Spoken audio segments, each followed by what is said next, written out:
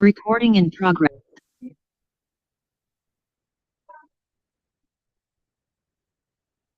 Hello, mabuhay! This is Teacher Lourdes, and this is your course, Science, Technology, and Society. Our lesson 3 is Science Education in the Philippines. Our objectives are describe the historical development and current landscape of science education in the Philippines, analyze the key challenges and reforms affecting the quality of science education in the country, and evaluate the impact of national programs, policies, and institutions on the advancement of scientific literacy among Filipinos. Look at these images. Which image best represents your experience in learning science? What does each image say about the state of science education in the Philippines? Do you think the Philippines is progressing, stagnating, or improving in science education? Why? You can pause this video and answer these questions at the comment section below.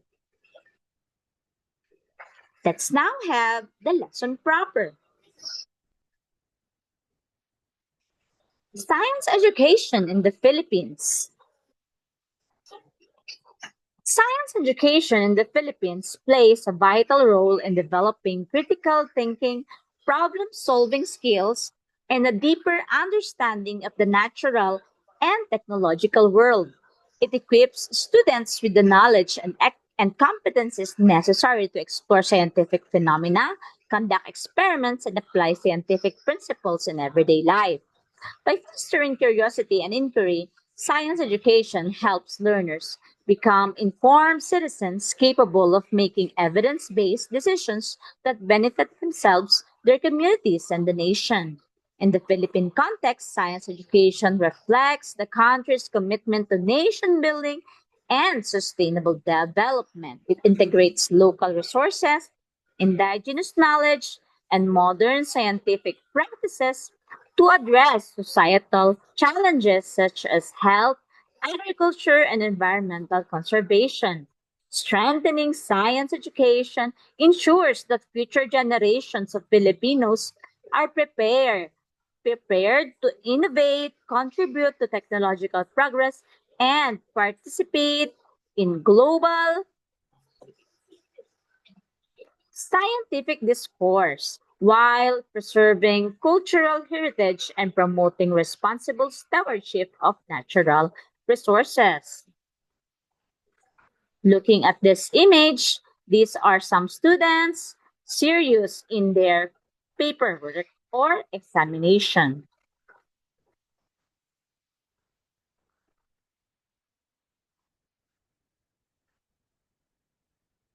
Another image wherein students are happily looking at the speaker.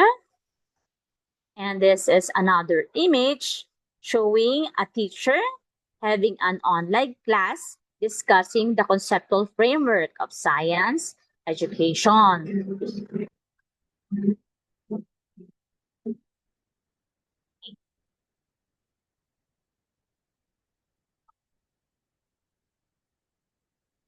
So let's look at this image. This is a module in K to 12 curriculum. So this is a curriculum guide in science.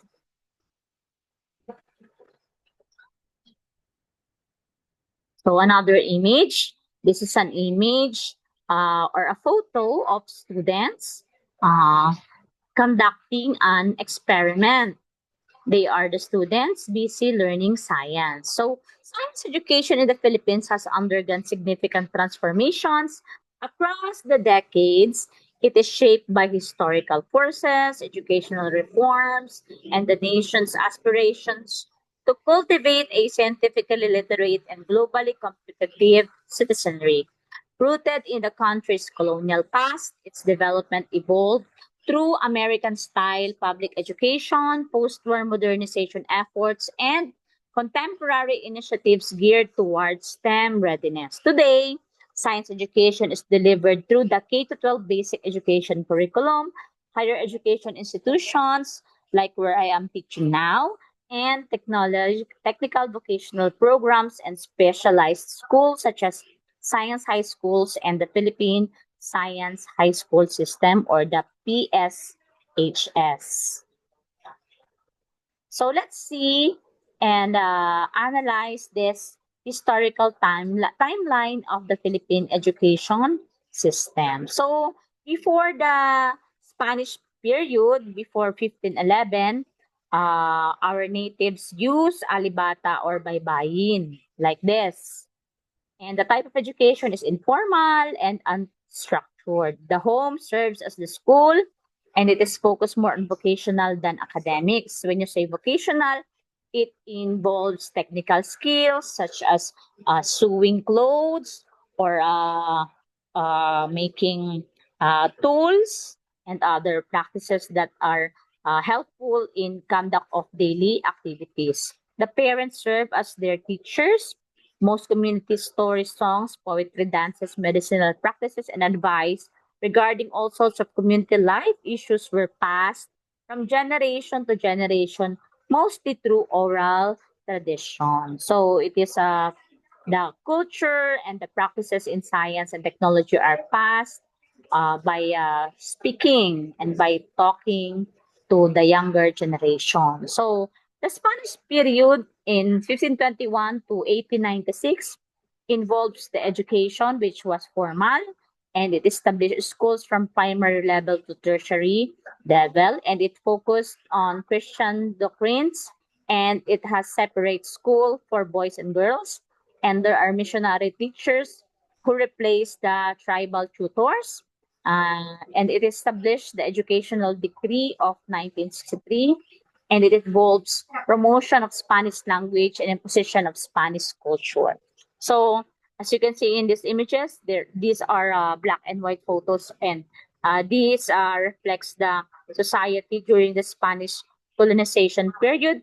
And it is during this time, in the last decades, wherein our heroes of our country, like Dr. Jose Rizal, Andres Bonifacio, Apolinario Mabini, and the rest of our national heroes, this is the time where they fought for our independence, and they write. Now, Jose Rizal have written the El Filibusterismo and the Noli Me Tangere, which are two vital novels which awaken the bravery and nationalism of the Filipinos during the Spanish colonization period. And our ancestors, our heroes, fought for our freedom. And then, after the Spanish colonization, we were colonized by the America. And the American contribution in 1898 to 1935 involves the study that prescribed uniform and centralized and the formal structured and existence of educational system. So basically, the Americans taught about language, the English language, and the science and technology. And America also built some schools and roads and other industrial development in our country. In 1899, more schools were opened, and Act number 74, it is a highly centralized experimental public school system, and it was installed in 1901 by the Philippine Commission, and Act number 1870 initiated the opening of the University of the Philippines, now the country's national university, where I am also now in my dissertation stage. I am enrolled in the University of the Philippines, Open University, and I am now taking my dissertation. And I am so much thankful for the DOST scholarship. And the 600 teachers from the USA, which are called the Thomasites. The Thomasites are soldiers, and they are also teachers. And the public schools were also established during the American colonization. So later on, we were given our independence. Okay, so these are photos which are slightly colored. These are taken during the uh, colonization of the America, and these are generated by Chat GPT. So now let us discuss the historical evolution. So during the American colonial period, during these years, there is an introduction of the standardized public school system, and English was used as the medium of instruction, and the emphasis on practical science for agriculture, health, and sanitation. So America has contributed a lot in our science education. So during the post-war, after the war to 1970s, there was an expansion of higher education institutions, and Science Foundation of the Philippines and National Science Development Board was founded, and there was more structured science curricula. And in the 1980s to the 2000s, there was an establishment of the Department of Science and Technology, which is until now it is part of our institution's main organizations, and I am part of this because I was a scholar in my master's and doctorate degree now. And thank you so much to the UST. And we have they have science scholarships. So yes, I am part of this, as I have mentioned, and the creation of the Philippine Science High School system. And from 2013 to present, we have the K to 12 reform, which strengthened the science curriculum from grades 3 to 12. It implemented spiral progression approach, and it has increased focus on experimentation, research, and inquiry-based learning. Okay, when you say inquiry-based learning, the activities performed by the students are focused on inquiry and asking questions, and the students perform experiments and research to answer their questions, to come up with the learning by themselves, guided by the principle of learning by doing. So now let's have the current landscape and key institutions. And as I mentioned earlier, these are Department of Science and Technology. This is the logo, and the Department of Education, and this is the logo of the Department of Education. So now let's discuss this.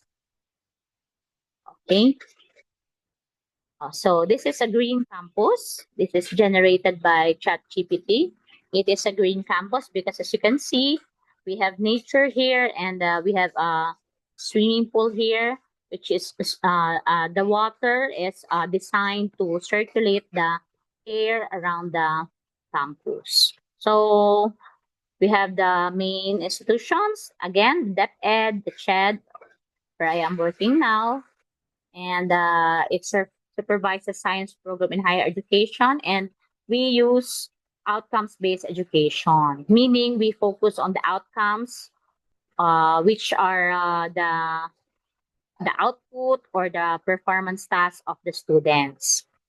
Okay, and the OST, they have scholarship and teacher training and resource development, and also the specialized institutions, which included the Philippine Science High School System, regional science high schools, and universities offering strong STEM programs, including UP, Ateneo, and Mapua. Okay? And so, what are the issues and the challenges in science education? So, in this photo, we can see that there are numerous students. In an estimate of maybe more than 40. These are more than 40 students. So, uh, and these are students doing classwork.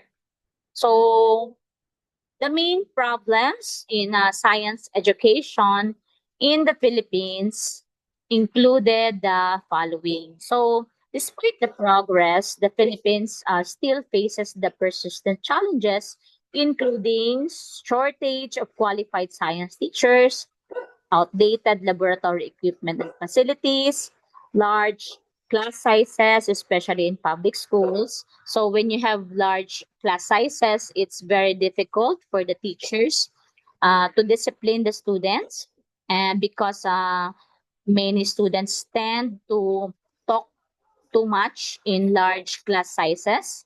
Uh, so it is very difficult for some teachers to teach in large classes.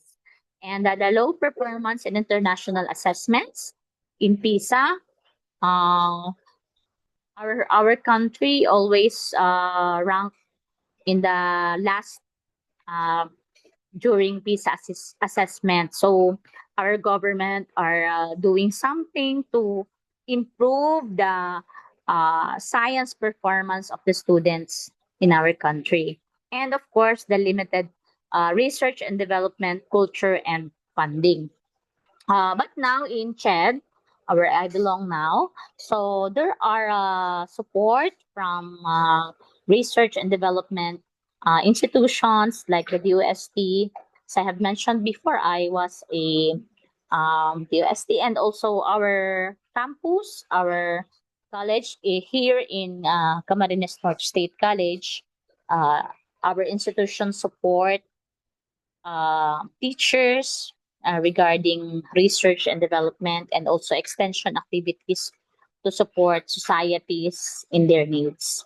So these are the issues which hinder Filipino students' scientific literacy and reduce global competitiveness. So what are the reforms and programs for improvement? If we have problems, we must find solution to these problems. So in this photo, you can see STEM education for sustainability, and another photo. These are the students who are under the STEM program. So STEM education in the Philippines focuses on science, technology, engineering, and mathematics to prepare students for careers in a rapidly advancing technology-driven world. The Philippine government and educational institutions emphasize STEM to develop critical thinking, problem solving, and innovation skills among learners. This program in schools aim to enhance scientific literacy and technological skills, encourage research and innovation, particularly in fields like robotics, biotechnology, and information technology, and support economic growth by preparing a workforce capable of meeting global technological industrial demands. So may I mention that my previous school, Paracale National High School, last year the students won grand prize, or the champion. They were the champion in robotics, which was held in Singapore, and we were very proud of the students from my previous school, Paracali National High School in Camarines Norte, for winning the champion in robotics. So I'm very proud of my previous school, and one of the students who joined is one of my previous students in Paracali National High School. And the challenges include limited resources, unequal access to quality education, and a shortage of trained STEM teachers. But ongoing reforms and partnerships with industries aim to strengthen the STEM learning. So I would like to thank again the DOST, because the scholarship in my PhD education has helped me increase my competencies and my skills, and it also made me more confident, and also it helped me financially and in my academic progression. So STEM education in the Philippines is key to nation building, global competitiveness, and preparing students for future scientific and technological challenges. So as you can see in this photo, this is a training for teachers for the K to 12 curriculum. Okay, so in DepEd and in CHED, teachers are usually trained to increase their capacity and their skills in teaching. Okay, so current initiatives to strengthen science education include K-12 curriculum enhancement, emphasis on inquiry-based learning, and teacher training programs, Science Teacher Academy for the regions, CHED OBE reforms, increased STEM scholarship grants, and establishment of more research science centers and laboratories. These reforms address gaps and prepare students for innovation-driven economy. Okay, so that's our lesson for science education in the Philippines. And for your student activity, you will map the future of Filipino science education, and you will group yourselves into three. And you will the group one will have the theme strengths of science education in the Philippines, and group two will have the challenges and barriers, and group three will have the solutions and policy recommendations. Each group will create a mini poster using a chart paper or digital tools, and you will present your posters highlighting key insights, and we will discuss how science education can contribute to national development. Okay, prepare this mini poster for your group, and then you will answer this assessment activity. So this is a modified true or false and short answer. Okay, so these are the questions. Okay, write the answer in a piece of paper using your hand. You can pass handwritten or printed answers. And then for your performance task, you will create a mini position paper of 200 to 250 words. This must be in handwritten, and you will evaluate the current state of science education in the Philippines, and you will propose two concrete innovations that can improve student scientific literacy. So that's your mini position paper. So I will wait for your submissions to our Google Classroom, or you can send it to me through the group chat. And so these are my references. Thank you so much for these references. And also, I would like to thank Zoom.com, Canva.com, and my trusty friend ChatGPT for assisting me in this lesson. So, this is Teacher Lourdes. Mabuhay!